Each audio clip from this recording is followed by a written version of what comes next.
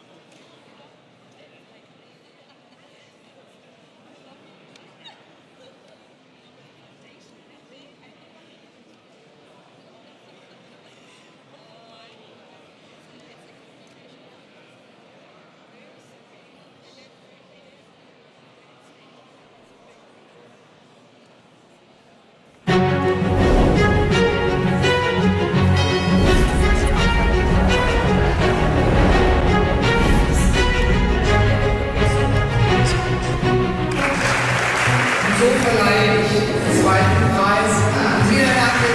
Deswegen ist es für mich eine besondere Freude, dass der Preis nach Litauen geht.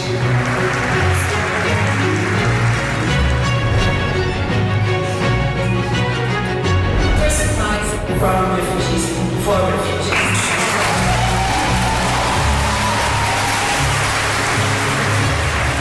Thank you very much.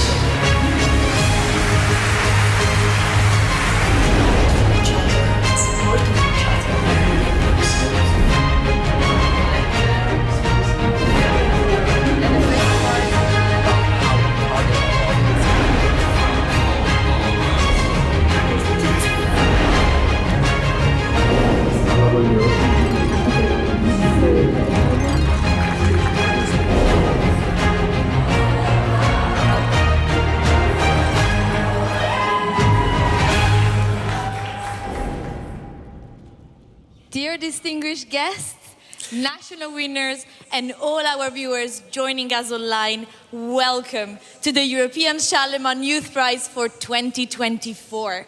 My name is Martina Monti. I'm the second winner of last year, and I am absolutely honored to return as your moderator for the most prestigious prize for young people in Europe.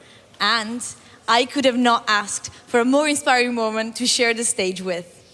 Thank you, Martina. I am also thrilled to be here moderating the ceremony in this beautiful city hall of Aachen.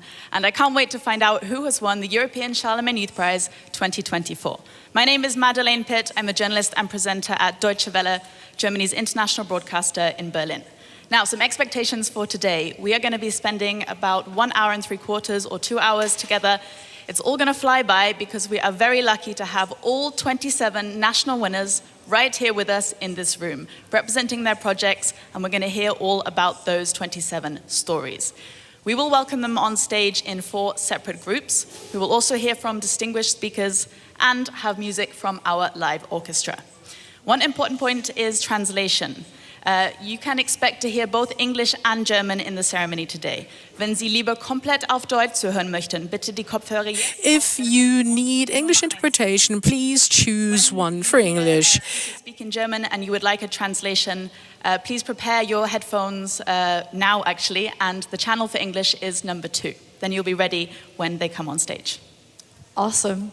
But before we learn about the prizes, I want to share a story with you. A story of loss, forgiveness, but most especially of hope. Because I feel we do need a little bit of hope nowadays.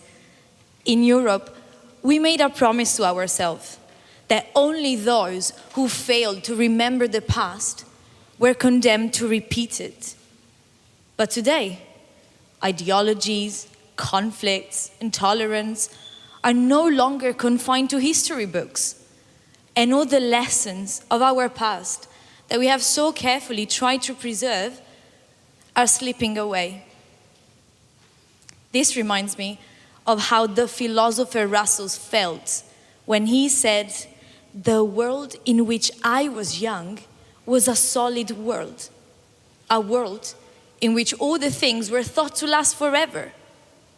But then reality sets in, and we feel like witnesses to a fight we cannot win. You look at what you have become, and you grieve the possibilities of what you could have been. But you know what this reminds me of as well? It reminds me of how young people see the world. Because they look at the world for what they wish it to be, and not just what it is. Because when you are young, you know that power comes in numbers, and you are one number. And you still care deeply, most of the times painfully. But you know why? Because no matter how hard it is, because it will be hard, change is not only necessary, but possible. It is now my honor to welcome to this stage the guests who have made the European Youth Prize possible since 2008. Please join me in welcoming Dr. Professor Thomas Prefi from the chairman of the Charlemagne Prize Foundation and the Vice President of the European Parliament, best known as the Champion of Equality, Mark Angel. Thank you.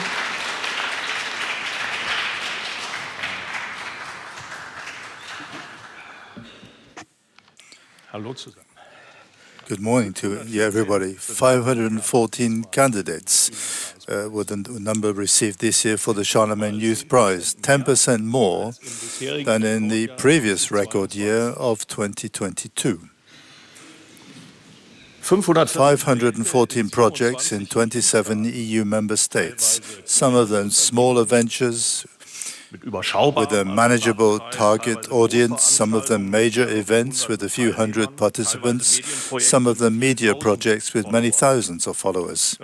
If you think about this and just roughly estimate how many people have been reached directly or indirectly by these projects and the Charlemagne Youth Prize, then you quickly realize the impact, the power, and the potential of this Charlemagne Youth Prize. But nevertheless, for the future, this offers tremendous potential. Yes, And today we have the national winners here with us.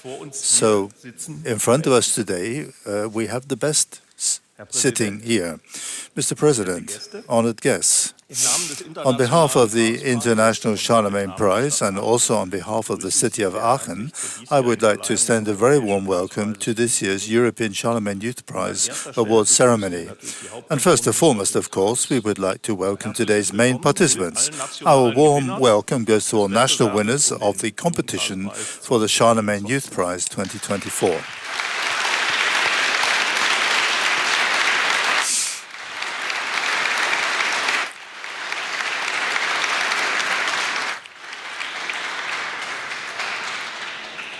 In the film, we've seen a couple of highlights from last year, and we could in part see what was going on this tremendous hall here today. So, to the winners, the bar is high. So, it's up to you. However, the pictures have shown, and we just need to look around, how different we are in terms of origin, language, skin color, cultural, political, religious background, gender, sexual orientation. There are so many things that divide us, some contradictory factors. But if we really think more deeply and look around us, then what does separate us? Each year, here at the Charlemagne Youth Prize, the experience that we see is that when taking a second glance, there is so much more that actually unites us. Every year, when we welcome young people from 27 member states, and we notice very quickly how quickly they grow together into a community, not because they have the same mother tongue, but because they share the idea of how they wish to live, of how you wish to live. And this idea is a Europe of respect, tolerance, freedom, and of justice. A Europe that doesn't want to blur differences, but on the contrary, practices this diversity. A Europe whose strength is derived from this diversity. But what is about tolerance? Tolerance is not always achievable through tolerance. Tolerance has to end with intolerance, with hatred. Because intolerant people, the people who preach hatred and the extremists, these are the enemies against Europe, which has to defend itself. And more so than ever at present. When we award the Charlemagne Prize to Senior Rabbi Pinchas Goldschmidt next Thursday and the Jewish community in Europe, the International Charlemagne Prize will be setting a signal against intolerance and hatred and its most unpleasant form of anti-Semitism. In the detailed reasoning behind this decision, the Charlemagne Prize Committee quotes the former Vice President of the European Commission, Franz Timmermans, who said, "Every attack on a Jewish person is an attack on everything that Europe can be proud of." The way in which we treat Jewish people and all minorities is a litmus test for the health of our open European society. Michael Friedman, a publisher who was here last week, and he put things even more pointedly and got to the heart of the matter. He said, we must finally understand that every attack, be it because of sexual orientation, gender or skin color, is an attack on the very idea on which our society is based. Hate against Jewish people is just an expression of hatred of a pluralistic, liberal society of diversity, freedom, and human rights. This is an attack, and we will face down this attack and this hatred today, tomorrow, on Thursday, and for as long as it takes, and wherever necessary. For the young people and the traditional Charlemagne Prize, the hosts are here. Mrs. Kuipen, the Lord Mayor of Aachen, and the Chairman of the Charlemagne Prize Board of Directors, Dr. Jürgen Linden, who are naturally with us today and whom I warmly welcome.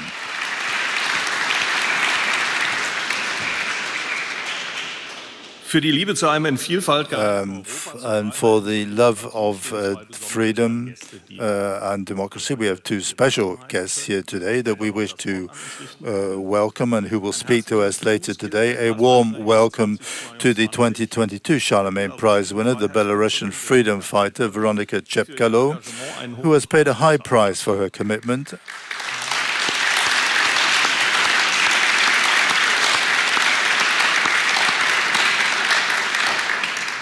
Today, she is forced to live in exile, and we also welcome her dear husband, Valery.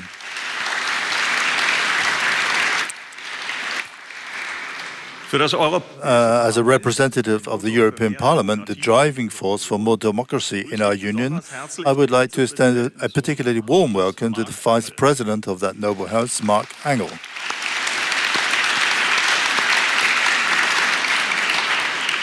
It is a pleasure and an honor for us to welcome you here in Aachen, and if I take this opportunity to express my sincere thanks for the partnership and cooperation with the European Parliament, I naturally include all the staff whose work makes a valuable contribution at the European Parliament.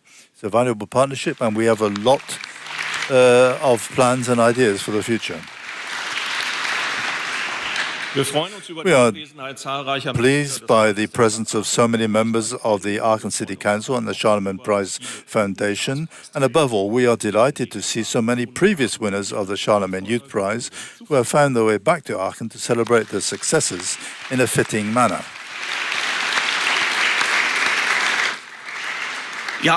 This is exactly what we wish to do today, celebrate 27 young great Europeans and simply say thank you through our award, because they have inspired us with wonderful projects and deserve a thunderous round of applause.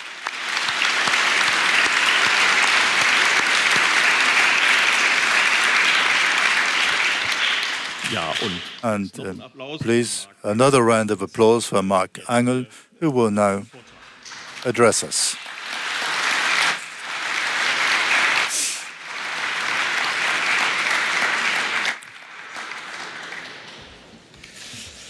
Ja, sehr geehrte Oberbürgermeisterin Mrs. Lord Mayor, dear representatives of the Charlemagne Prize, dear laureates, and of course, honored guests. It's a great honor for me to be here today with you in Aachen, in this beautiful city of Aachen, very European city of Aachen, and to represent the European Parliament here. I bring you very warm greetings from our President, Roberta Metsola. Unfortunately, she cannot be here today, but I'm sure she would share my enthusiasm if she could see this hall filled with so many talented, passionate, and committed young people. If she were able to see this, she would be extremely impressed. All of you, as representatives of the winning national projects, are already an inspiration to us in the European Parliament and to your fellow campaigners and colleagues at home. The work of the jury members, especially the European jury, was, and I can assure you, by no means easy. All your projects and initiatives deserve the highest recognition and support, and please continue developing. Every year since 2008, when the prize was first awarded, we have had the unique opportunity to honor your work and the work of young people from all over Europe who are making a contribution towards European democracy.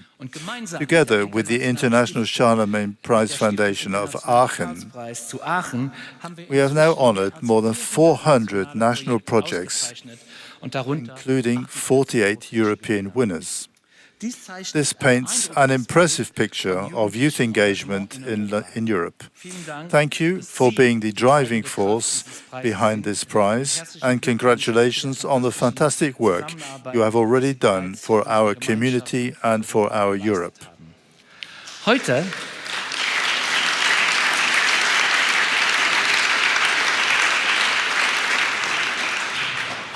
Today, we are honoring 3 European winners chosen from 27 national projects. Each of you has already made a difference in your own country. Each of you has already inspired young people to join your efforts for a more united and democratic Europe. You have been selected from 514 projects submitted, another record number of candidates, and a testament to the importance of the European Charlemagne Prize for Young People. This prize is awarded for cooperation between young Europeans and for the promotion of a common European awareness. It is an investment, a commitment, an endeavor to achieve a better future for Europe. But how can we shape a better Europe? What makes a better Europe? A better Europe is a Europe that truly embodies its citizens, safeguards their interests, upholds the rule of law, and fights for human rights. Aufrechterhält und auch verteidigt und für die Menschenrechte kämpft. And each of us has a responsibility for democracy. All of you here today have already done this in an outstanding manner. Dear friends, we are now living through incredibly exciting times with the European elections taking place in 1 month. We all have the chance to build the future of Europe by voting for members of the European Parliament who will shape the next European Parliament and the policies that will be put forward. I do not need to convince all of you in this room that voting is the most important tool we currently have to influence European Union decision-making and our own future, because the decisions taken in the Parliament do have a real impact on our lives. But all of us together need to pass this message on to our communities, to our neighbors, to our friends and families, as half of the European Union population is still hesitant to use their vote in June. Around 359 million Europeans are able to vote in these elections, which makes it the second biggest democratic exercise in the world. At a time when European democracy faces various threats, both at home but also from abroad, it is essential to actively involve citizens and particularly you, the young people, to fight for democracy. And this is why your work is so important. Your project do not only bring Europe to local communities, they also connect these communities with each other and with Europe. The awareness raised by your initiatives is profoundly inspiring, reaching citizens and young people in all corners of the European Union. And it's so important, and I just go off my text now, to bring the European Union out of the capitals, out of the national parliaments, to bring it to the communities, to the regions, to the municipalities, because this is also where we live Europe. So this is why I think your projects are so important, because you reach so many young people in all your different member states. In this 1 month before the European elections, I urge you to continue fighting for Europe, continue encouraging young people around you to become active citizens and ultimately use their vote on the 6th till the 9th of June. And I'm happy that we have finally 4 countries where young people as of the age of 16 can vote. And I hope that all the other member states will follow this example. Today we have gathered here to celebrate you for what you have already delivered. Tomorrow it's up to you to keep fighting. Profound change often starts with a small group of people who want to improve something, and your success, dear national winners, is proof of this. I once again wholeheartedly congratulate all of you, and very importantly, do not forget to use your vote. Others will decide for you. And please remember the 24th of June 2016, when in Great Britain, in the United Kingdom, the young people who woke up and they got the result of the referendum of the Brexit, and they regretted that they didn't go to vote because others voted for them. And they were the ones who have to deal with the consequences. So I think this is an example we should keep in mind. And the last thing I want to say, my generation, my grandparents and my parents told me a lot about the suffering in World War II. And I realize, and I know still, that Europe is also a peace project. And we shouldn't forget this. And for me, the most precious word of this peace project is the word reconciliation. And I'm sure if there would be more reconciliation in other parts of the world, we would live in a better world. And I hope that this fantastic project, which is the European Union, will serve other regions in the world to come together, put forces together, and make the life better for all the citizens. Having said that, go and vote, speak out, and continue your fight to defend democracy and our rule of law in the European Union. We need you. You are the future generation, so we have to take care of that. But I also tell you one thing. It's not enough to tell you that you're the future generation. You also have to take care of the present problems you face.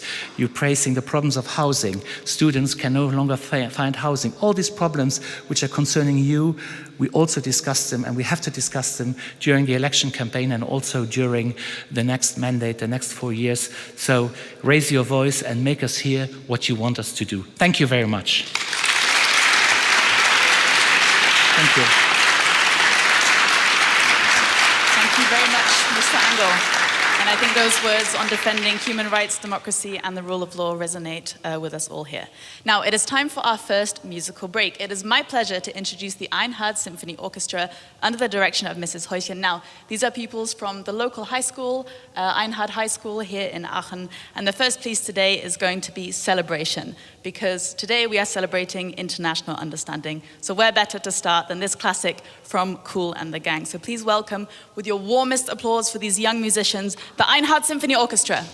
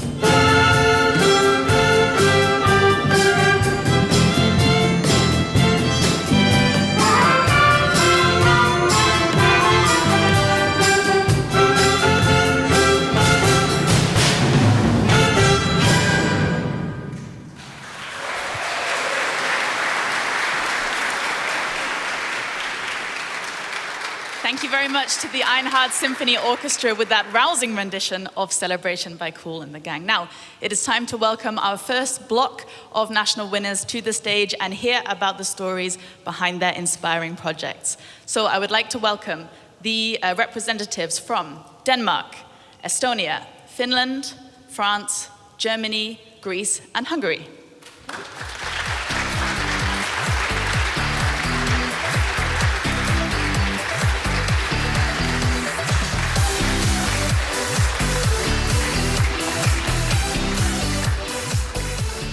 So the national winners will have 1 minute each to present their projects. And we're going to begin with Anastasia from Denmark.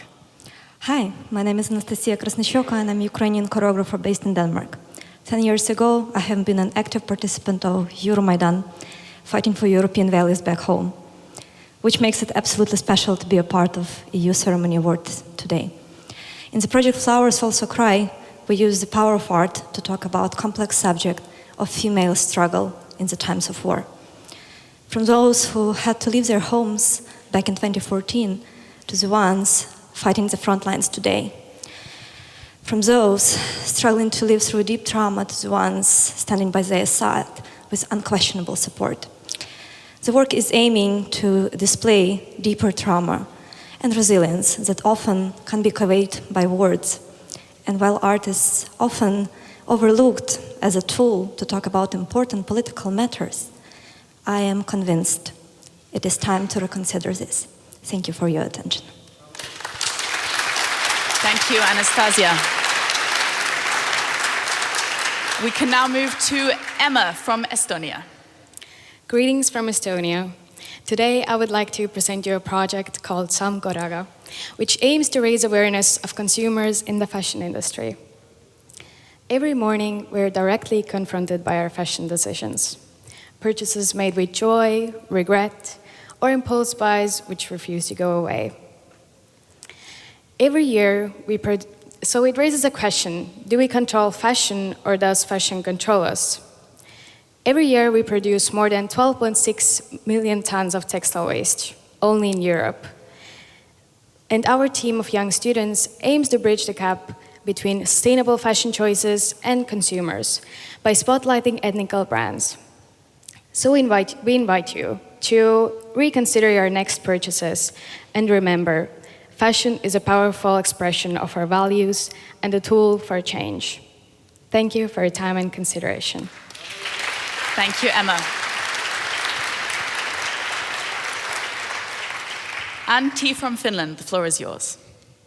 Dear all, the European Youth Parliament is a stimulation of the real European Parliament's work, where we want to encourage and help the young people to develop as a public speaker, as a team worker, and become aware of the current issues regarding politics and culture.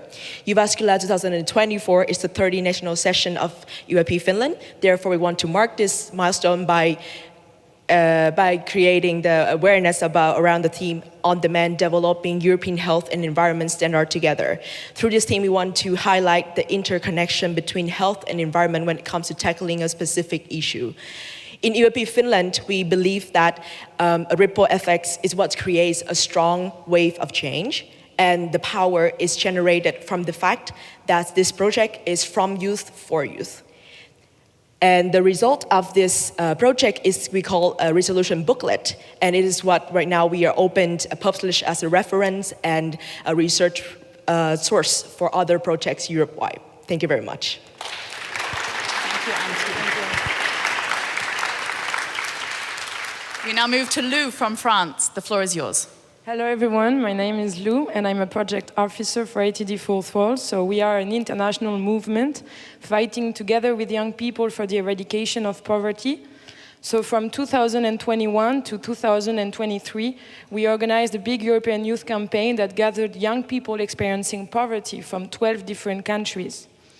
Our main goal was to answer the question, but what does it really mean today to be young and experiencing poverty in Europe? So the young people could share their experiences on access to education, harassment, or even participation. After 2.5 years of work, they had the great opportunity to share their thoughts to the Council of Europe and to members of the European Youth Forum. After that, we drafted a document to share and to summarize their proposals for a Europe that leaves no youth behind. Because, as they say, we really need the world to understand what we are going through. Thank you very much. Thank you very much. We now move to Jonas from Germany. Hi, my name is Jonas and I'm representing Europe magazine. Due to its complex history, diversity and numerous institutions, Europe is quite a complex continent. Although there are many studies, databases and news, they are either hard to find, difficult to understand or mainly text-based. At Europe magazine, we focus on visualizing the complexity of Europe through infographics and maps. Through our social media channels, we reach millions of people, and maybe you too will join us on our journey. Thank you.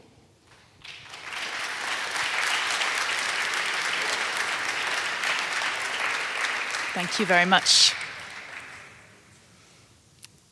can enjoy the last few seconds. There we go. Thank you, Jonas. We now move to Penelope from Greece. The floor is yours, Penelope. How many of you have been touched by a youth-led initiative, by the spark of an idea that creates social impact? My name is Penelope Katsigianni, and on behalf of Youth Makers Hub, I'm very happy to be in front of you presenting our project, Youth Voices for Social Change. Spanning across Greece, Italy, and Spain, this project is about empowerment, about youth, about digital voices. Through digital literacy, through podcasting, storytelling, the project actually empowered young people to be active citizens. So we can say that Youth Voices for Social Change, it's not just a project, it's a movement towards a more inclusive and forward-thinking Europe. So, are you with us in this movement? Thank you, Penelope. And now the final speaker from this first block. This is Anita from Hungary. The floor is yours. Sustainability, microplastics, straw-killing turtles, we've all heard this before. The harm caused by plastic pollution is widely acknowledged, but action is not taken everywhere. There is still layers of plastic in the floodplain region of eastern Hungary, specifically the Tisza, where even years of active cleanups could not eliminate the waste. A recent project from Hungary, the Use Plastic Cup, offered a more creative solution to this problem. Last summer, 150 young participants from 4 countries decided to take on the challenge of cleaning Lake Tisza, freeing it from 3 tons of plastic waste in a span of 6 days. They fought the pollution by canoeing, biking, and walking, while also attending interactive workshops on sustainability and recycling, and formed trans-regional connections with their peers. This was a huge relief to nature. However, the main impact was the changed mindset these youngsters took home and then passed it on to peers, family members, and possibly future generations. This way, the main aim of our project was achieved: to involve the youth, help our environment, and thereby create a more sustainable future for all. Thank you very much.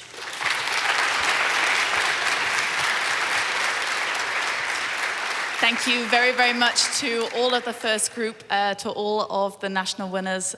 You may now take your seats again. Thank you very much. Please have one more round of applause for the first block of winners.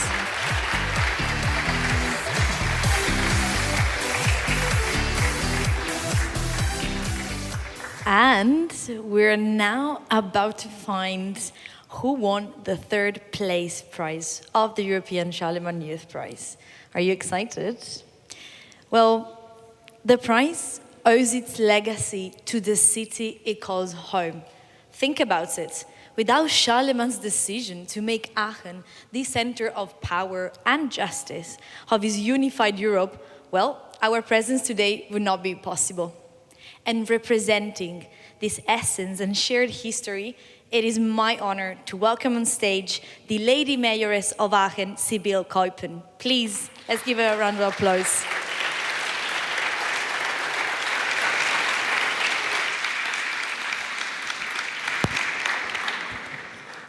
Thank you very much for this wonderful introduction and a very warm welcome to the historical City Hall of Aachen. And there's no other day in the year where it actually feels so much energy and power as today. This is a festival for the City Hall, a festival for Europe. You all who have participated in this wonderful competition for this prize, it is wonderful to welcome you and thereby bring this young spirit into these old halls, because this is where it should be. And the Vice President, Mark Angel, very clearly said, you are the European youth. It's up to you now. And it is a special festival today. Your ideas, feeling your ideas and your power is something really special. Thank you very much for sharing it with Aachen.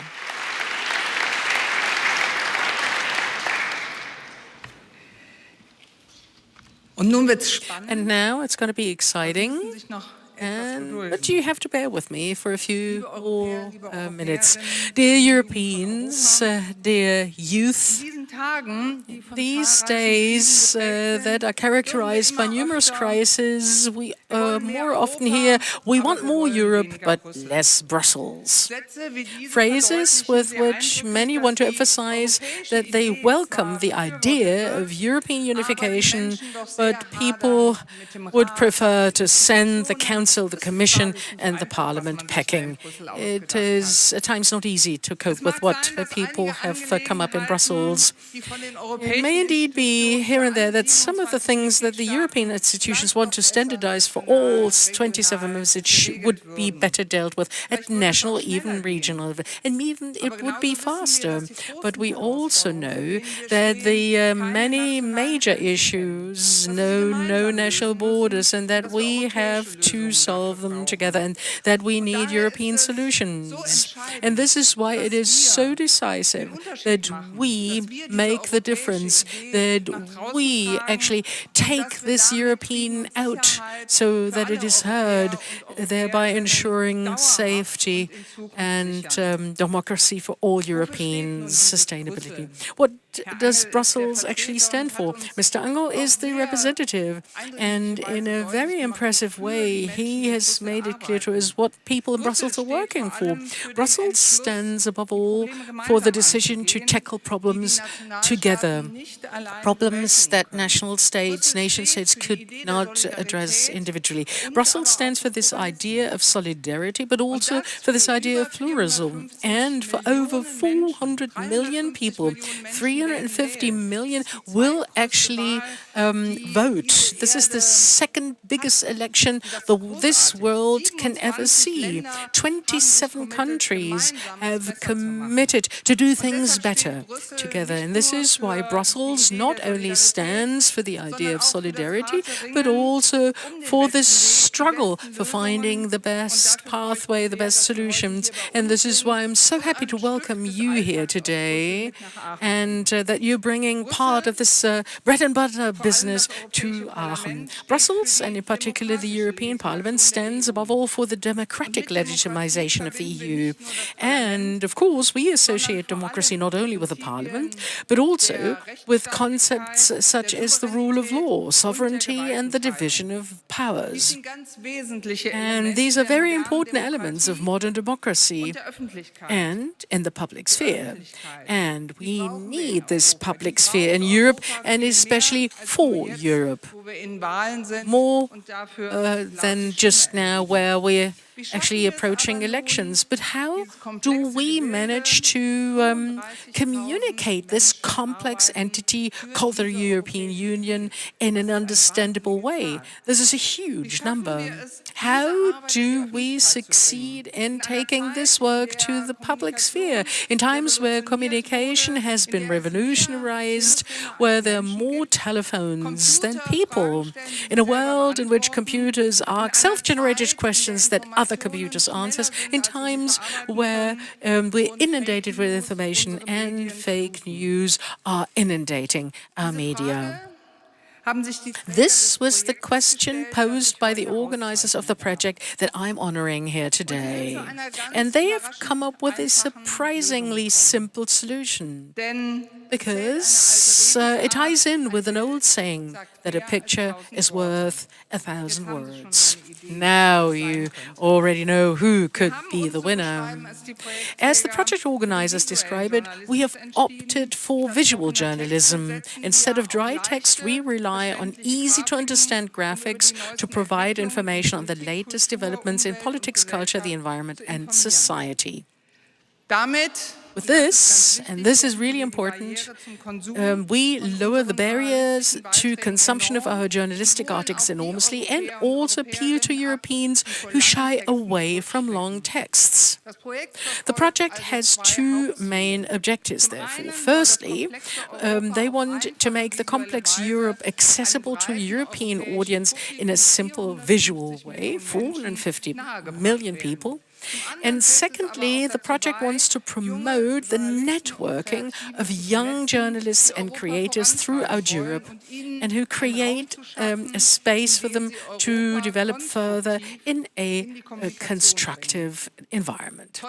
Tolerance, understanding, and European integration are fundamental values that not only the Charlemagne Youth Prize is committed to, but that we also actually take for granted in our work.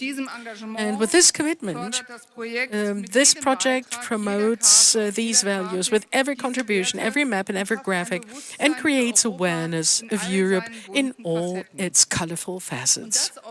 And obviously with resounding success, because the masterminds behind this wonderful media project reach well over 1 million user accounts every month on Instagram alone, and now have over 20,000 followers on various platforms. And I believe that the award today, the prize today, will actually drive this platform even further.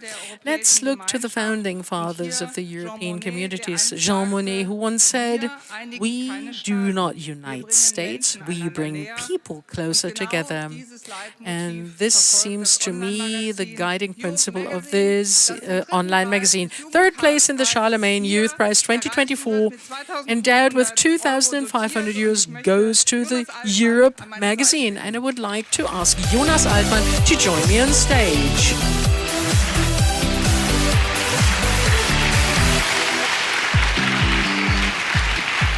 Congratulations, Jonas.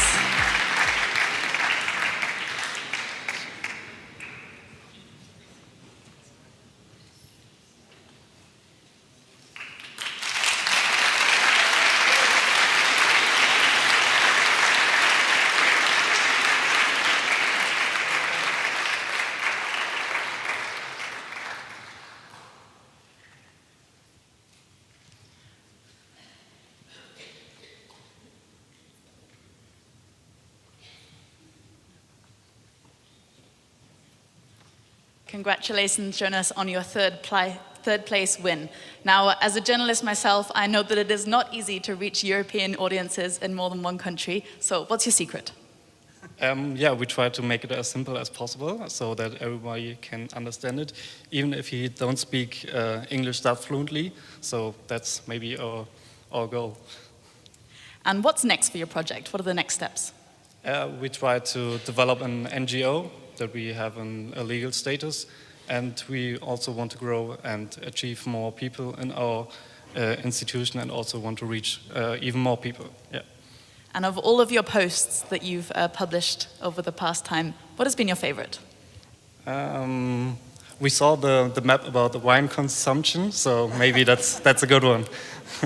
Vital information for Europeans. Thank you very much, Jonas.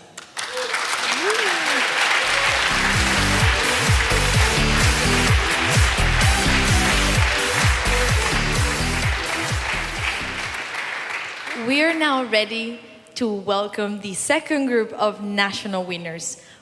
They will share with us the stories where innovation and community drove these young people to start their project. Please, let's give a round of applause for the representative from Austria, Belgium, Bulgaria, Croatia, Cyprus, and Czech Republic.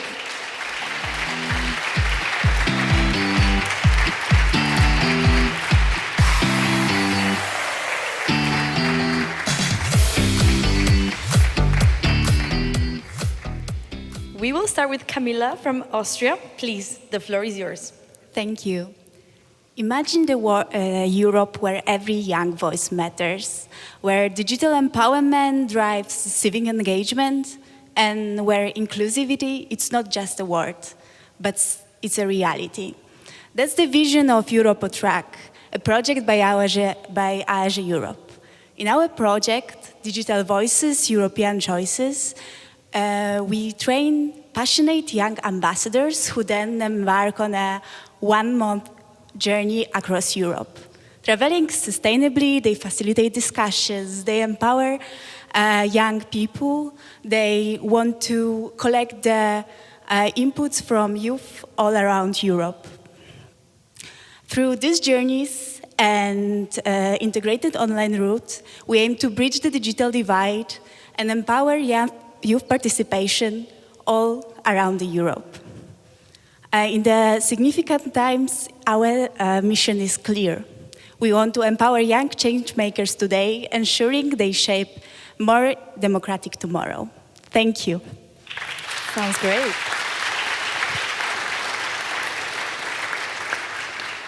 We will now move on to Belgium with Julia, please. Thank you. Hello, my name is Julia, and in our project Youth Visions for a New Economy in Europe, we seek to drive transformative change in our current economic system towards justice and well-being for all within our planetary limits.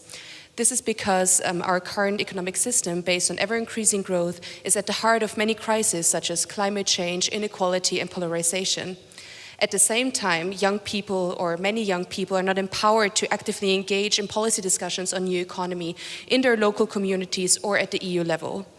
Therefore, we implemented activities on capacity building and education on alternative economic models, such as the well-being economy, coalition building activities among youth movements, as well as EU advocacy activities on beyond growth, engaging 150 young leaders across Europe to imagine a just and democratic Europe.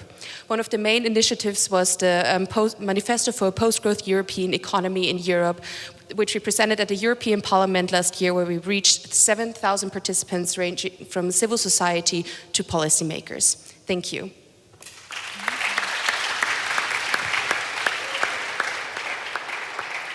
It's now the turn for Bulgaria, please. Hello everybody, I'm Gergana and I'm very excited to be able to present the story behind Urban Spaces Academy. In the city of Sofia, as many European cities, there are a lot of unused and neglected public spaces.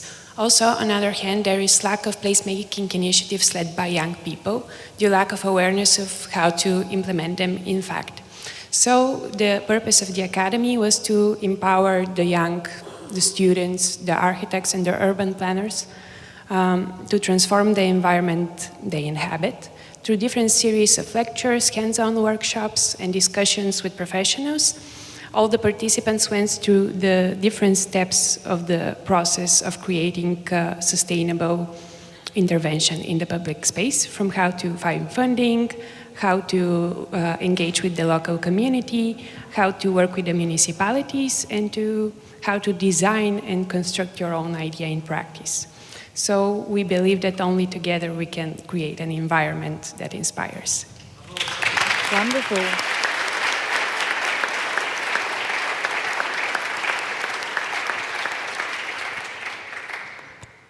Ivor from Croatia, please. So I represent the European Youth Parliament Croatia. As the name suggests, we simulate the work of the European Parliament, and we are indeed the youth. Everything we do is done by us, the youth, for the youth, with the youth. This peer-to-peer format is the bedrock of what we do. It's the essence of everything, and that's how we learn more about the EU institutions and way to solve issues, because there are local, national, regional issues, European issues, and Europe is relevant there for all of these matters. So what we do is, for a few days, last October, we met up in Zagreb, and we welcomed a lot of university and high school students who came to discuss these issues in European Parliament committees. So, for example, ENVI, LIBE, AFET, etc. And they were supposed to craft solutions to these issues, such as, for example, drug addictions, and how can Europe help that? And on the last day, we presented that in forms of resolutions, phrased in terms of Euro parliamentary language, debated and voted upon in a Euro parliamentary way. Thank you.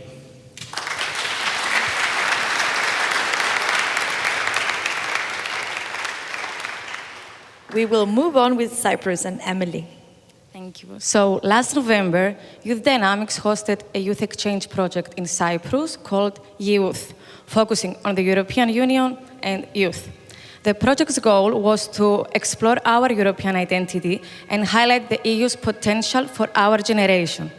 It aimed to empower young individuals, especially those facing challenges, by giving them tools to be active European citizens.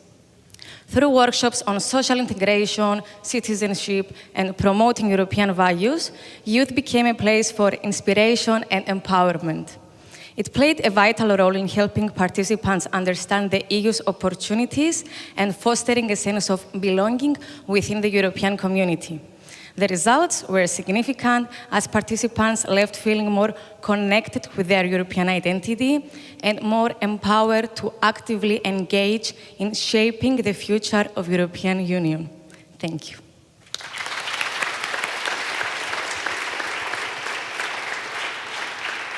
Last but not least, Czech Republic and Veronica, please. How can we protect democracy from rising waves of extremism and populism? In 2016, we asked that question and realized we hadn't learned media literacy at school.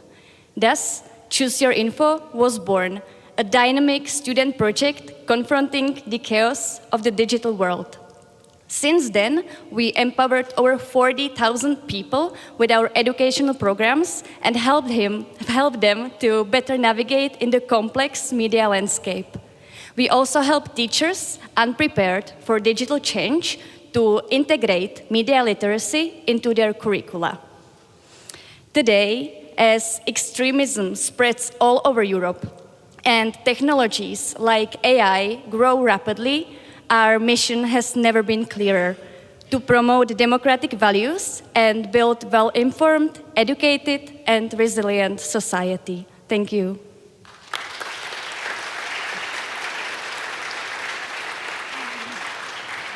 Thank you, national winners. You may return to your seats now. Another big round of applause, please.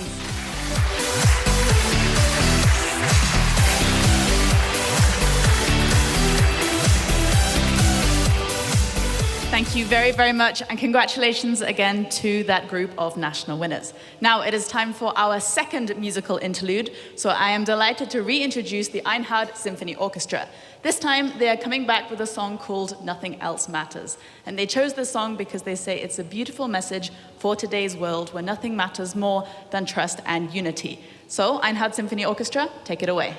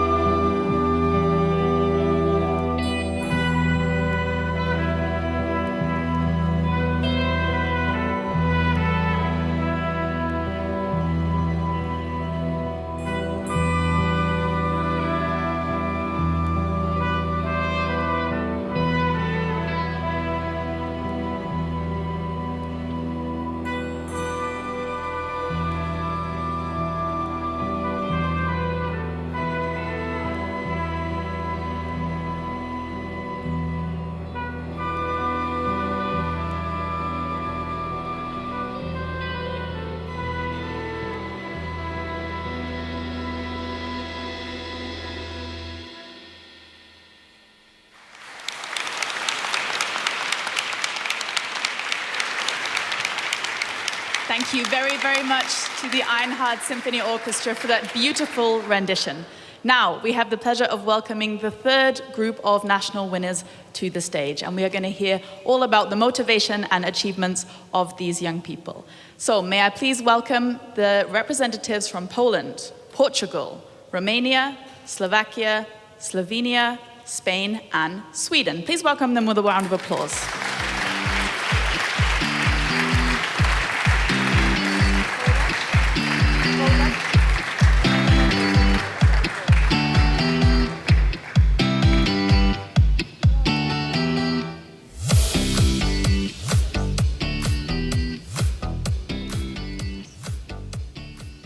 Welcome to the stage, and we are going to start with Veronica from Poland. Hello, everyone. You know what I love? I love discovering Europe, and that's why I applied for Discover EU program, and I won free Interrail tickets. You may know this program. And that's how it started. I created I Feel Train to Europe social projects because I wanted to share with young people beautiful Europe and invite them to take part in this Discover EU program.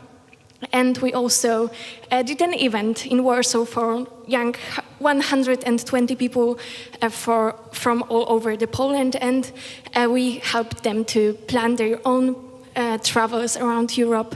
And also we created a community of young social activists to share Europe and democracy with others. Thank you very much, and it's a pleasure to be with you today. Thank you, Veronica. We can now move on to Beatrice from Portugal. The floor is yours. Thank you. Hi, I'm Beatriz. I'm from Portugal, and I'm representing Luxembourg Square, a 4-year project that seeks to improve European literacy among different generations. Starting as an online political blind debate during the pandemic, our ambition was to take a laid-back European environment to the Portuguese homes. However, with elections coming closer, we want to bet on something more disruptive by blending information and comedy, and in that way decompose the technocratic and suited-up image of Europe, but at the same time battle against populism and abstention. So we moved from the digital space to the Portuguese squares on a tour that reached more than 400 students, provided 7 debates with appearance from co-financed projects and young promising politicians, journalists and opinion makers, and finishing with a touch of stand-up comedy roast about the EU. So thank you very much. I'm very glad to be here. Thank you. Thank you, Beatrice. I'm happy to hand over to Daria from Romania. The floor is yours. Hello everyone, my name is Daria, I'm from Romania, and it is my great honor to represent the Rural Youth Parliament, a project that has empowered over 250 young people from rural areas, where there is little to no opportunity to participate in cultural events or activities that promote democratic values. Therefore, our project offered them the chance to participate in numerous activities like public debate sessions, which are designed to help our participants develop and improve their communication and social abilities, while still promoting and encouraging open dialogue and critical thinking. By engaging in these activities, not only did our young participants gain valuable experience, but at the same time they got a deeper understanding of the European spirit and about civic engagement. Thank you so much for your attention. Thank you very much. We can now move on to Michal from Slovakia. The pillars of our European project are under attack. Democracy, freedom, solidarity. Many Europeans take them for granted, just like the air we breathe. But there is no end of history. We are here and now writing the next chapters. So how should they look like? Do we feel comfortable going down the path of growing distrust, disunity, and support of autocratic practices? Us in Demdis, we certainly don't. That's why we engage the public in innovative discussions, create new civic technology, and build bridges in our divided society. Democracy is a discussion, but sadly not everyone feels to be a part of it. That's why it's so crucial to create new political and democratic innovations and ways of engaging citizens in the 21st century. So step out of the bubble and let's create worlds of fair and open discussions with us or without us. Thanks. Thank you, Michal. Lan from Slovenia, the floor is yours. Greetings. We are not a massive organization. Instead, we are a group of young Europeans who decided to change our community. That's why we created a board game event project on the border of Slovenia and Italy. Because we grew sick and tired of there not being any productive place for young people to spend their free time, we decided to also analyze any board game that is played on these events so that young people can learn mathematical concepts that are otherwise difficult to learn in school in a more practical and simply to understand way. We let the young people choose the board games they want to play in advance via a democratic voting system, so they can learn in a simpler way, in a smaller way, how the European Union works. Thank you.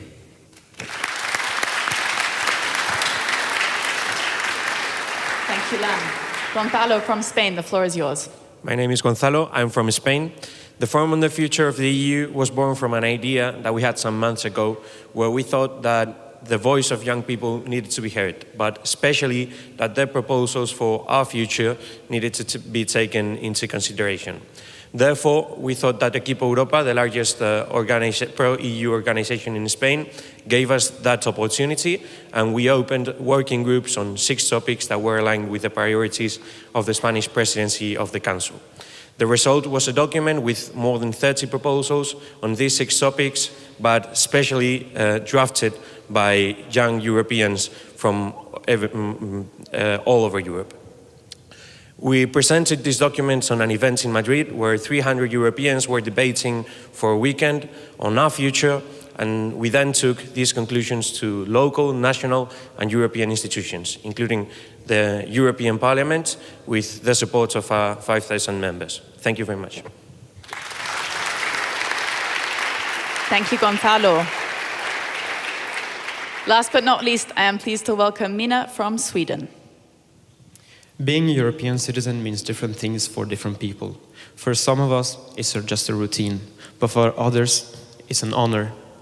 Well, imagine over 200 people gathering together from originally non-European countries in Europe. Well, that is the story of the Syriac Scouts in Europe. What brings us all together? Well, music does.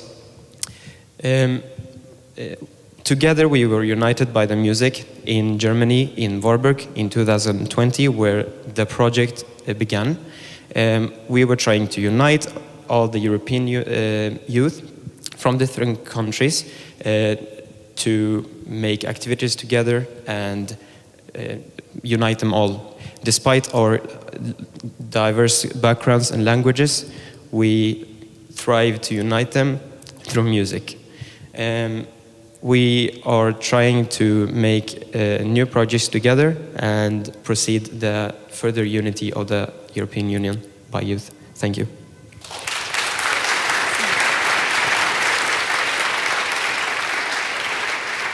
Thank you very, very much to Group 3 of the national winners. Such diverse and exciting projects we have with us today. You may take your seats. One last round of applause, please, for these people.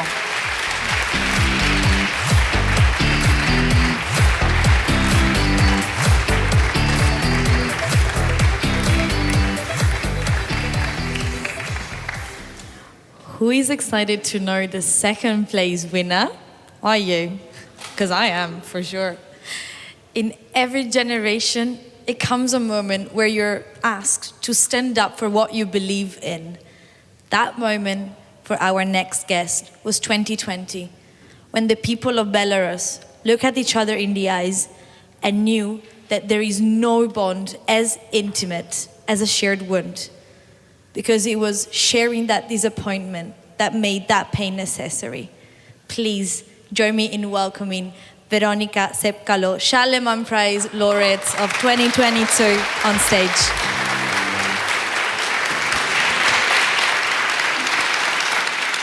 Thank you. Thank you very much. Thank you.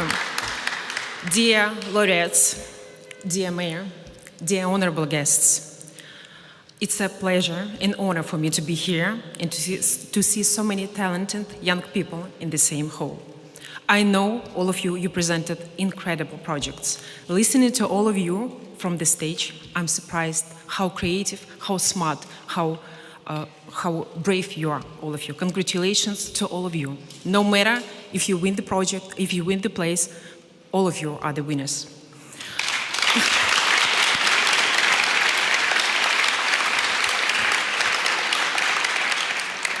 As several people already said before today, when you live in the European Union, a lot of democratic values, such as freedom of speech, freedom of meetings, freedom of expressing your thoughts, are taken for granted. European Union, as an organization of multiple countries, is one of the greatest projects in the world's history. It's amazing that the countries that fought to each other for many, many years, they created, through the entire history, they created a union based on the democracy, respect, human rights, and inclusion, which is very, very important. I'm coming from Belarus, a dictatorial country where the same person rules the country for the last 30 years. As a citizen of my country, I always knew and I always realized there should be a turnover of the power. People should change. New people should come. Young people should come.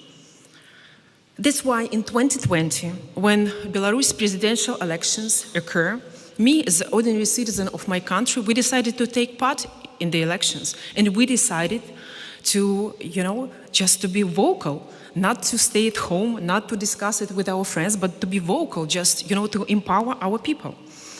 The dictator lost the elections, but unfortunately, there was a neighboring country which calls Russia, and the President Putin, he supported our president. That's why he stayed in the power up to now.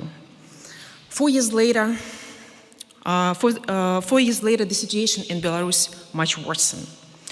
45,000 people, peaceful people, went through the imprisonment. We are one of the worst democracy country in Europe. You are put in prison for anything in my country, for wearing national colors, for leaving a comment in the social media, for donating Ukrainian warriors, our heroes. We are not able to do it. For these simple things, which are normal in any democratic countries, we are punished. We are repressed. At this point, when Lukashenko and Putin are still in power, there is very little that we can do in our countries. But we do not give up. As we continue our journey, we want to make a difference in the countries, in the continents where we can. That's why very recently we launched a new project which calls Computer Class to Every School in Africa. Maybe you don't know, but only 25% of African schools have computers. Very recently I read one story and I was astonished. A young, brilliant guy from one of the African countries. He was brilliant in math, in history, in literature, in chemistry, you name any subject. He was a brilliant student, but he failed to access the university because he didn't know about computer. He didn't know how to use the computer, which is normal to all of us in European countries, right? So I told myself, I made a commitment.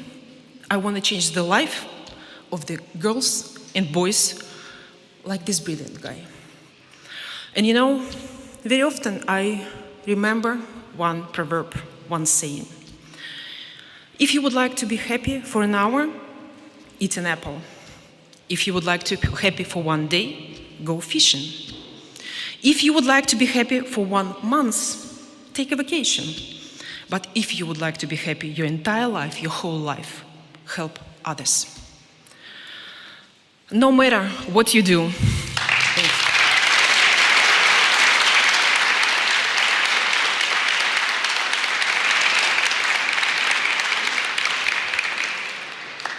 you are so young, you're so smart, you're so passionate.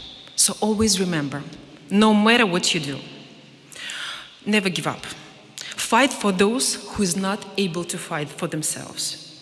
Empower and light up the other people's life. And this is what makes difference. That's why one of the project was really, I was very inspired by this project. This project is all about inclusivity. This project about actions. This project about education. This project about bringing out or, bringing poor people to the equal opportunities with others.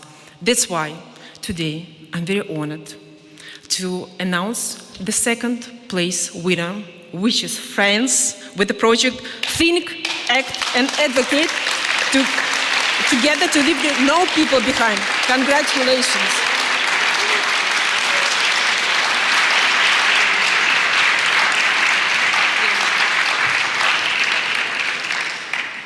Welcome on stage, Lou from France.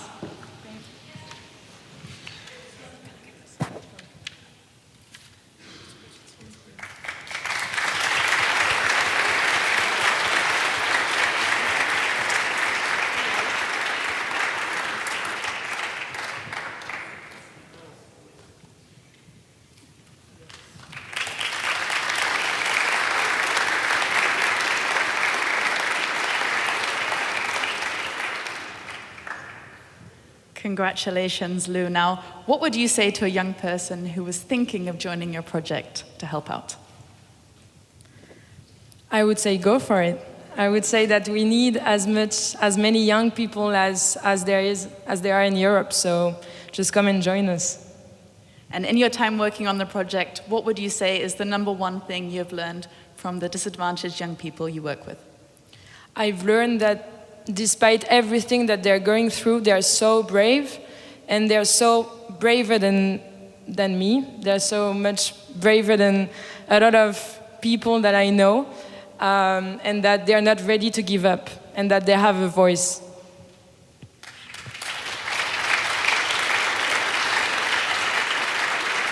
And what does this award mean to you and to your project today? It means a lot of things. I think it means that finally young people experiencing poverty are recognized as members of the European society, as full members of the European society. I think this is the most meaningful thing that could have happened. Thank you very much, Lou. Do you have a spare hand? There we go. Thank you. You may take your seat again. Thank you very much. Now we are going to have a third and final piece from the Einhardt Symphony Orchestra. This one is Viva la Vida. Einhardt Symphony Orchestra, take it away.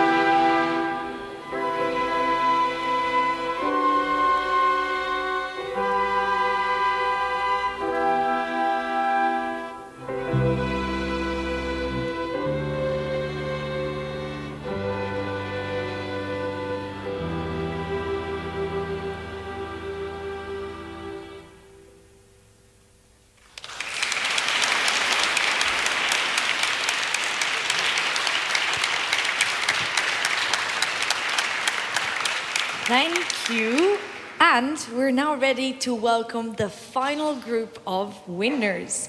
Please give a round of applause to the representative from Ireland, Italy, Latvia, Lithuania, Luxembourg, Malta, and the Netherlands.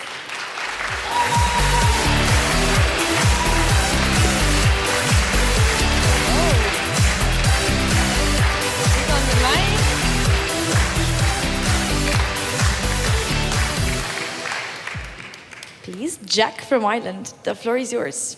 Thank you. Distinguished guests, I'm Jack, I'm from Ireland, and I work with an organisation called Eurobug. We saw the need and the want from people to get involved in Erasmus+. And so what we did was we decided to get young people to listen to our podcast. In our podcast, we discussed the different opportunities in Ireland that are available, across Europe that are available, where to find them, and how to apply for yourself. We invited different experts in to talk about how to navigate the bureaucratic process. We invited activists in to inspire young people to really get involved. The project started a year ago, and we've exceeded the amount of people that have been listening and that have been engaging with our content. So we've been really super inspired, and we want that to continue. So yeah, thank you very much for this. Awesome. Michele from Italy, the floor is yours. Thank you, distinguished guest. It's a pleasure to be here, and I'm the president of Mondo Internazionale. Mondo Internazionale is an international association. We work in cultural diplomacy sectors, based in Italy, and operates in 21 countries in the world, with 300 guys, international guys, students and professionals, with honorary presidents and Admiral Giorgio Lazio and Stefano Pontecorvo, an ambassador. Europe is a project that won for National Charlemagne Prize. It operates and involves 30 peoples and operates for diplomacy and to promote the knowledge about Europe between countries in Europe and, of course, with outside countries in Africa, in Asia, in South America. During these 7 years, we operate in all the world and in Europe. And we started a new association, in National Local Association in Ivory Coast, just to develop this relation. With knowledge, I think that's a good opportunities to promote peace and culture within different countries. Thank you so much.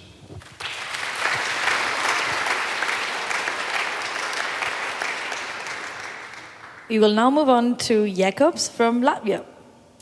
Thank you. So our project was split into two parts. The first part, we focused more on teachers and young, already active youngsters. So for the teachers, we made materials and trainings for them to learn how to talk with youngsters about politics and elections. And for the youngsters who are active, we made trainings, hackathons, and even we gave them an opportunity to meet the Latvian parliament so they can tell them their ideas. And for the second part of the project, we focused more on a study about a question: should Latvia have politics in the school? So we made a 6-month-long study on looking at this question, and this study, we submitted it to the our Education Ministry, and now we're in talks with them to make this a reality. Thank you.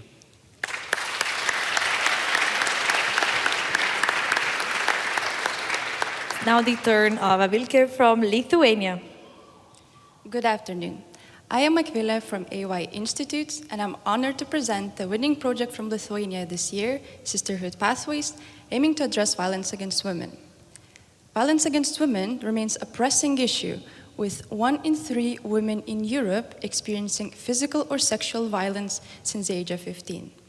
Therefore, in partnership with Latvian and Polish organizations, and funded by the Council of the Baltic Sea States, the project aims to raise public awareness and support victims of violence. We have released a research handbook, organized community-based events, and hosted webinars. Currently, we're painting murals across all partner countries, which is truly a proud and representative moment of the whole project. The murals show a woman grabbing a poisonous snake by the neck, and this artistic illustration sends a clear message: no form of violence is tolerated. With this important note, I conclude my presentation. Thank you.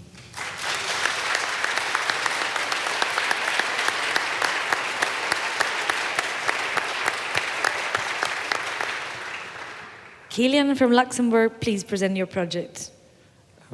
Hello, I have the pleasure and the honor to represent the European Youth Parliament Luxembourg, which is the European Youth Parliament national branch operating in Luxembourg. Our aim as an organization is to promote European citizenship among young people, and we think that the best way to do so is to offer young people the opportunity to experience and experiment the life of a member of the European Parliament. Last September, 127 participants coming from 22 different countries gathered in Luxembourg when they had the opportunity to gather, to debate on some current issues.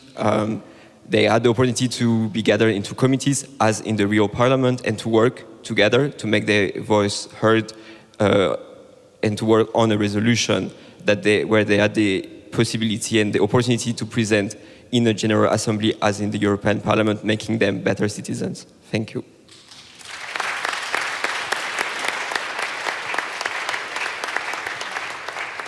Alexander from Malta, please. Hi there, my name is Dr. Ali Slater. I'm an artist, activist, and founder of The Starving Artist.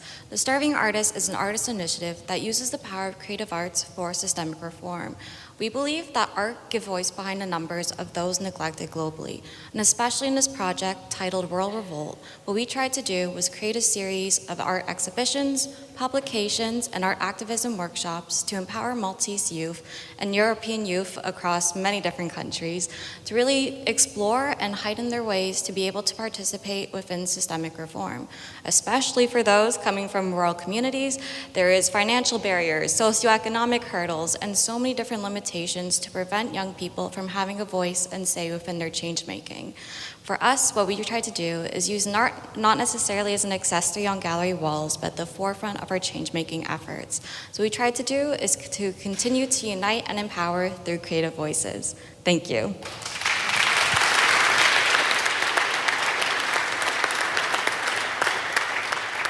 Last but not least, Suzanne from the Netherlands.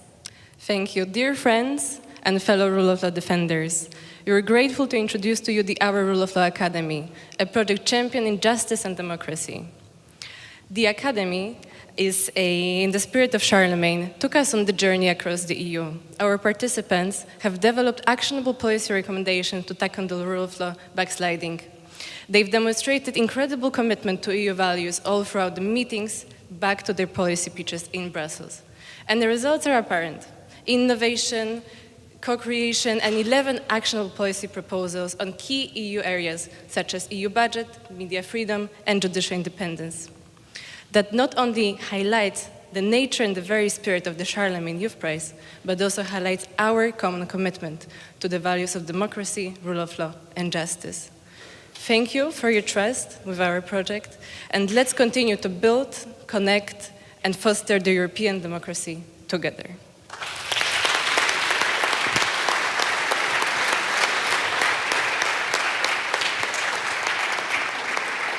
National winners, thank you so much for sharing the project with us. You may return to your seats. Exactly. One last round of applause for that group.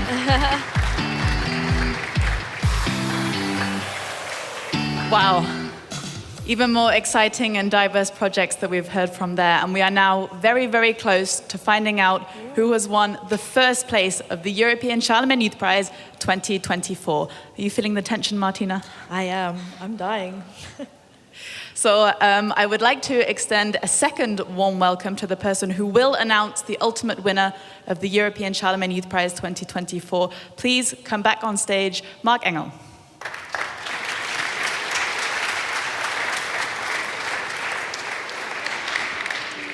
Dear audience, first of all, I would like to join in congratulating the third and the second laureates of this year's Charlemagne Youth Prize, the projects from France and from Germany. And I think that both projects are incredibly insightful and align also with the work we do in the European Parliament daily. And I want to thank the French laureate for the support for social inclusion and the German project for bringing very complex European issues closer to citizens. And I wish you a lot of success in continuing this project. Now, all the pressure falls upon me to announce this year's first European winner of the Charlemagne Youth Prize. But before I tell you the name of the winner, I would like to thank all of you for submitting your projects, which are really a true inspiration to me and to my fellow members of the European Parliament. All your projects promote a better Europe, strengthening our values and our democracy, and your activities contribute to a healthy and more active citizenship on our continent, encouraging young people from all over Europe to stay engaged. I'm very impressed by your creativity and all your projects. What I loved in all your projects are you're bridge builders, and you recognize the big danger. Those who want to destroy this project are those who want to divide us. And all your projects are to bring people together, to fight against those who want to divide us and spread hate from one group to another. And therefore, all the projects are, in my heart, winners. And I was very active in the conference on the future of Europe, where 900 citizens randomly chosen, and 1/3 of them were between 16 and 25, discussed on the future of Europe. And their main concerns was climate change and social inequalities. And yet again, all your projects gave an answer to those concerns of the European citizens, and all your projects were about our planet and about people, and I think that's also very worth to underline. And therefore, thank you very much.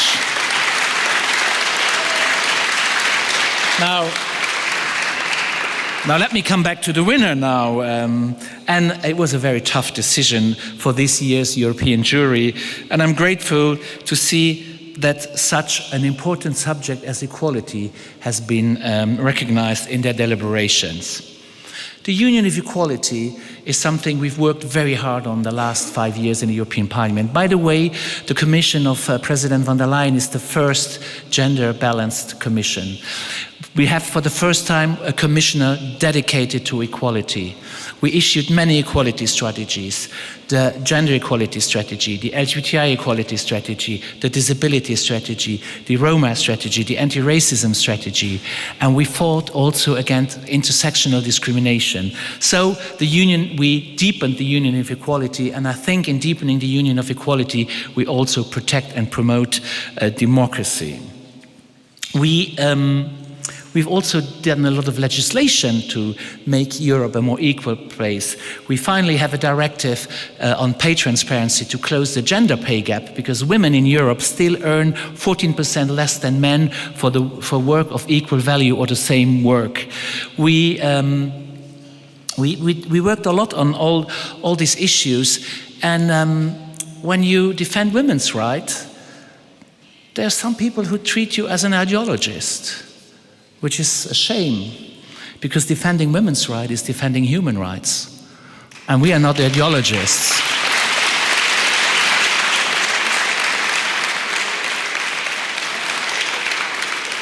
The ideologists are those who, for some ultra-religious or other reasons, want to keep us in patriarchy, and we are fighting them. And therefore, it's also so important to fight this internationally well-organized and subsidized anti-gender movement, subsidized by the Kremlin, subsidized by the American evangelical movement, and many others. And we have to stand for human rights. Women's rights, queer rights are human rights, and nobody can tell us the contrary.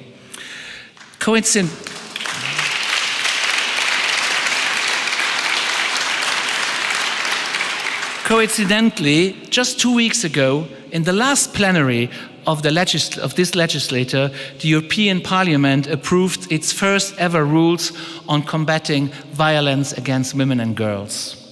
By the way, we also ratified the wonderful Istanbul Convention from the Council of Europe. The rules of our new directive against gender-based violence aim, among others, to prevent violence and domestic violence against girls and women. And we talk about women, of course. We talk about women in all their diversity. The European Court of Justice has, in many rulings in case law, said that the concept of men and women has evolved in the last 70 years. And when we talk about men and women, of course, it's men and women in all their diversity. So the fight to protect women against violence is very, very important. And the winners of this project, they do crucial work to achieve this. We, each and every one of us, have a role to play when it comes to prevent violence, rape, genital mutilation, and forced marriage that still exists in our continent in 2024. So what we do in the hemicycle of the European Parliament might not be enough to fully stop such abuses and ensure human rights across Europe. And this is why your work in raising awareness about these issues, speaking up when violence takes place and supporting victims of these crimes is so important to this fight in combating violence against women. I think by now I have revealed probably too much already. So it is my immense pleasure to invite on stage the winner of the 2024 European Charlemagne Youth Plays, Sisterhood Pathways from Lithuania, and I invite Agvile Latozaite on the stage.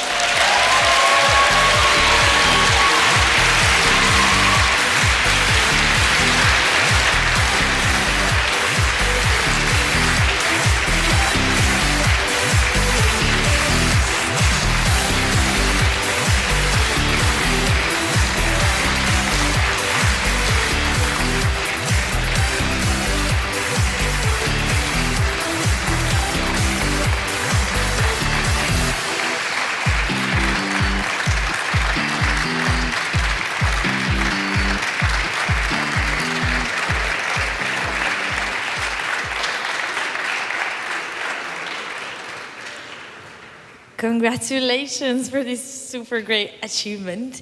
I want to ask you a couple of questions. You mentioned before that 1 in 3 women in the European Union have suffered from sexual violence or abuse since 15. What powerful message does giving this prize give to women in the European Union and beyond? Well, as I mentioned, I mean, around 30% women in Europe encounter this issue, and women are half of the source population. So the size and the prevalence of the issue just sends such a clear message that so many people around us, so many women around us might be facing the issue that we might not even know about. And that's why also we call the project Sisterhood Pathways, that the power of sisterhood, of people around you, the level of their awareness is so important, because the way you address this issue for others and the way you support them, it's very crucial. So I guess that would be one of the main messages that we send, that we have to raise awareness and understanding, and this way fight this issue, which is so crucial and so important. Fantastic.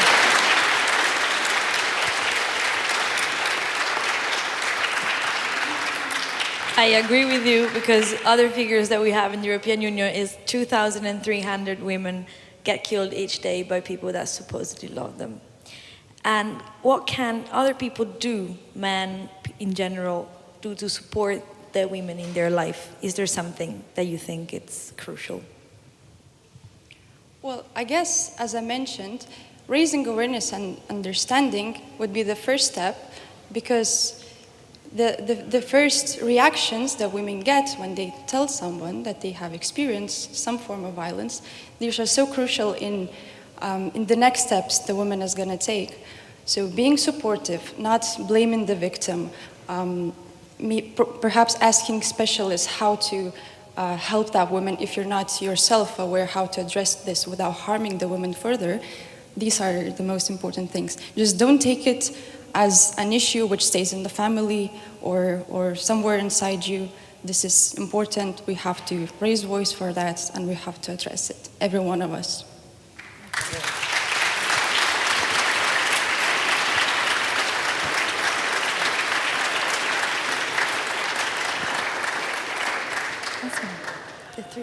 Thank you very much. And now for a celebratory photo, I would like to invite you three to remain on stage, please. And we'd like to invite back our distinguished guests and also the second and third place winners, Lou and Jonas, for a photo.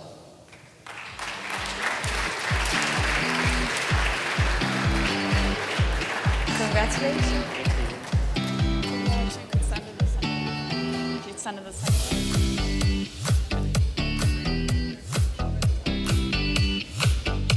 And Lady Maris, perhaps you would mind standing and we'll have these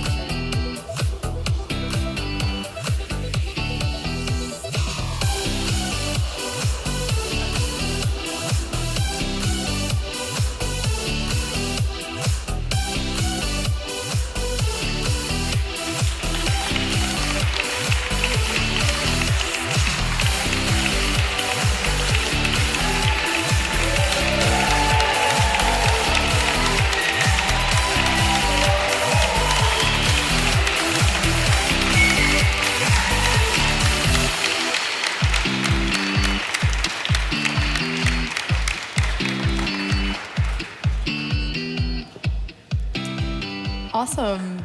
Then we're ready for a final group picture. The chaos begins. Yes. I would like to invite all the national winners on stage. I'll call you one by one, and I want to say a personal thank you for reminding me that being European means being part of something bigger than ourselves. So really, thank you. Perfect. Oh, we're going to start with Austria. A big round of applause, please.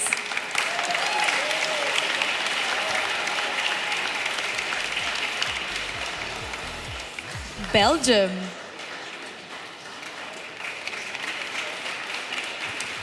Bulgaria.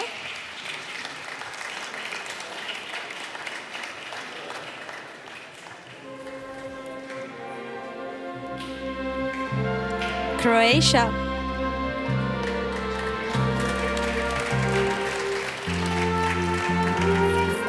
Cyprus.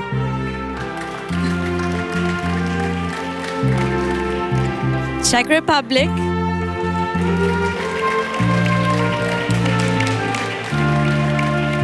Denmark.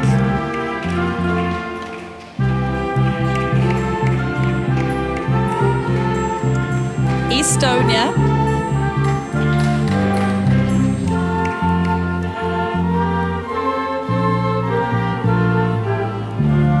Finland.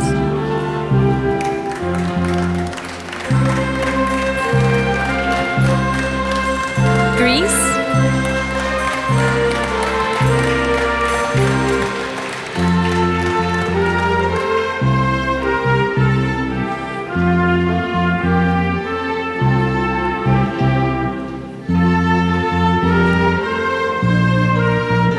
Hungary.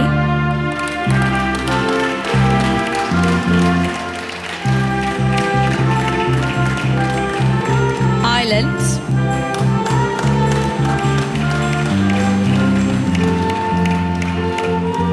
Italy.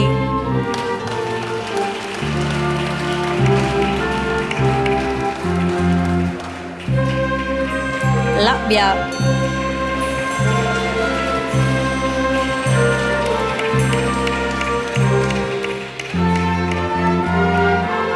Lithuania. Luxembourg.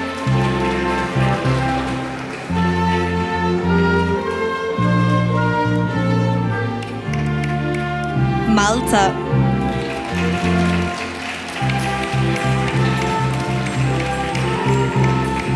The Netherlands.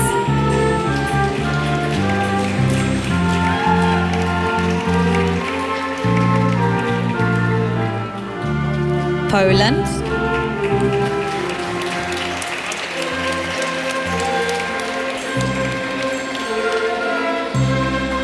Portugal.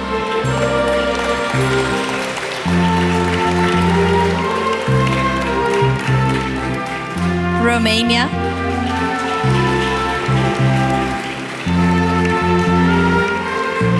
Slovakia.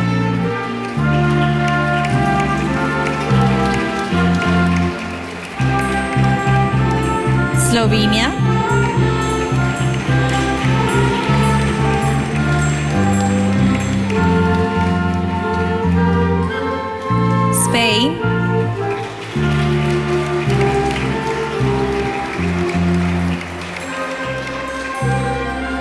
last but not least, Sweden. Let's give a big round of applause to all our winners.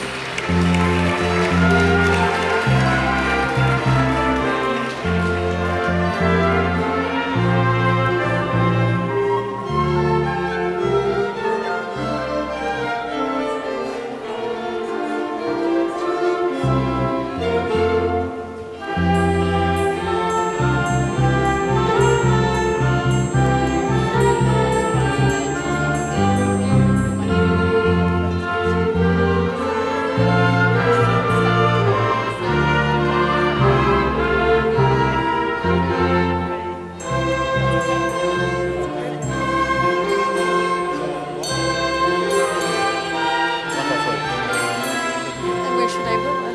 These people, they must come to here, yes, in the front of the Okay. Let's move a bit from front.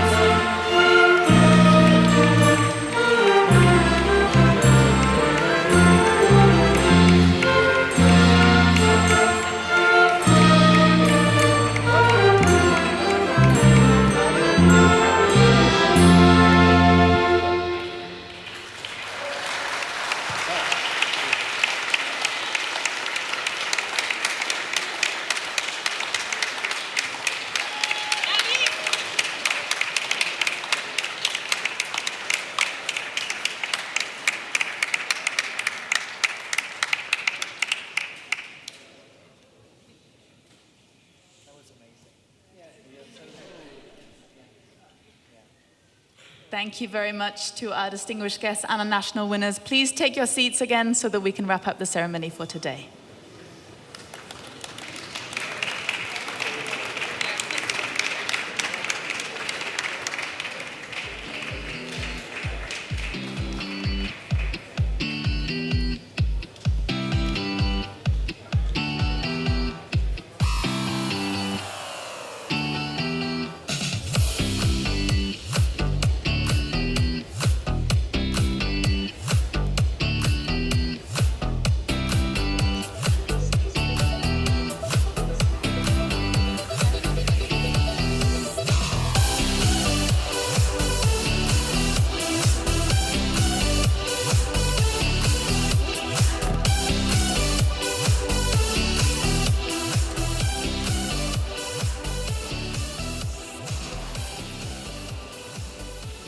Okay, so a few words of thanks to wrap up the ceremony today. Firstly, thank you to the translators so that everybody could understand today, who've worked without a break for 2 hours. Thank you.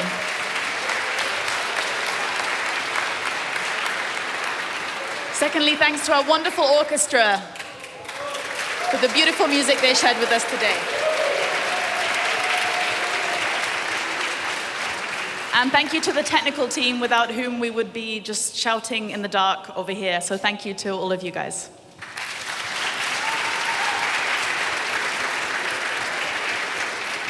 On behalf of the European Charlemagne Foundation and the Youth Outreach Unit of the European Parliament, I would like to say a huge thank you to you, the 27 national winners who have made the effort to come and travel to Aachen to be here with us today and share your stories and celebrate your achievements.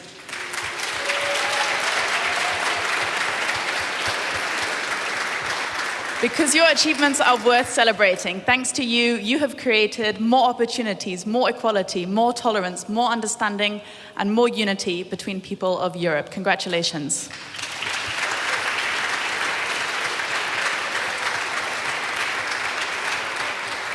On a personal note, and Mr. Angel alluded to it at the beginning, I'm a British citizen and I lost my European citizenship when my country turned its back on some of those values a few years ago.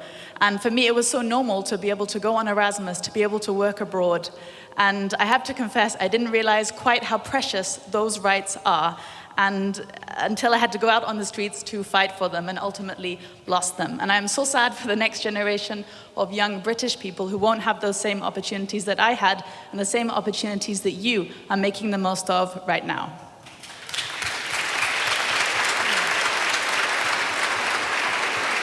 It is so invaluable to have young people giving up their free time to make the change they want to see in the world. And I am personally very inspired by all of your work and all of the passion you have put into your projects that you have told us about today. Thank you so much.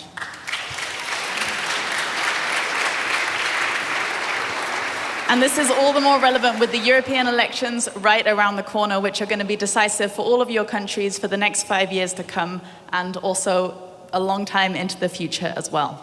I just have to say thank you to Martina for moderating. Thank you from both of us to everybody. But thank you for helping me prepare for the ceremony while I was very jet-lagged last week. Huge thanks to you. Thank you so much for everybody. And it's time to say goodbye from us. Congratulations again to all the winners, the third, second, and first place, and as well as all of you, the rest of the 24 as well, for your incredible achievements. Goodbye from us and safe travels home.